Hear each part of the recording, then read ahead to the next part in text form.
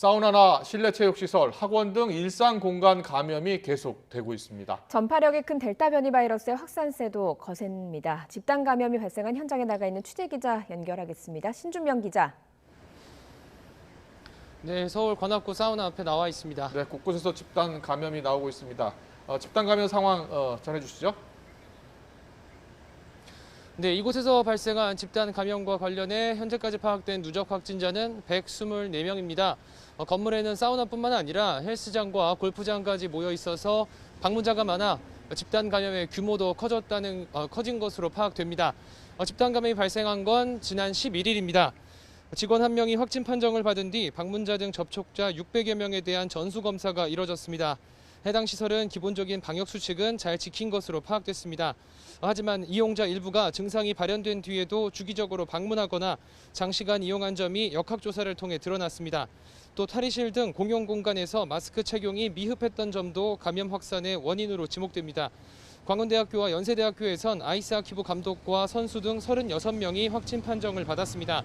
두 대학 선수들은 지난 13일과 14일 강원도 강릉에서 합동훈련을 했는데 경기 중 마스크를 제대로 착용하지 않아 바이러스가 전파된 것으로 확인됐습니다. 또 양천구 학원 집단 감염은 누적 확진자가 16명으로 늘었고 경기 시흥 코인 노래방에서 13명, 경기 평택시 종합병원에서 23명 등 지역과 집단을 불문하고 일상 감염이 이어지고 있습니다. 네, 개인 간 접촉이 늘어나고 있는데 델타 변이 바이러스의 비율도 높아지고 있다고요? 그렇습니다. 수도권은 물론 전국에서 확진자가 발생하고 있는 이번 4차 대유행은 일상 공간에서 개인 간 접촉으로 인한 전파가 특징입니다. 1차 대유행이 대구 지역 신천지 신도들을 중심으로 시작되고 2차 대유행은 8.15 광복절 집회와 사랑제일교회를 중심으로 발생한 것과는 다소 차이가 있습니다. 방역당국이 최근 4주간 감염 경로를 살펴본 결과 가족과 지인, 직장 등 소규모 접촉 감염이 증가한 것으로 파악됐습니다. 지난 한 주간 감염 경로는 확진자 접촉 비중이 48.1%로 절반에 가깝습니다. 집단 감염 34건을 살펴보면 직장 등 사업장이 10건, 다중이용시설이 9건, 교육시설 9건 등으로 대부분 일상 공간에서 발생했습니다.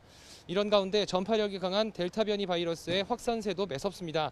국내 주요 변이 바이러스 검출률은 47.1%로 전주 대비 10.2%포인트 늘었는데 델타형 검출률이 33.9%로 전주 대비 10.6%포인트 증가했습니다. 지난 한 주간 주요 변이 바이러스 국내 감염자는 1,001명입니다.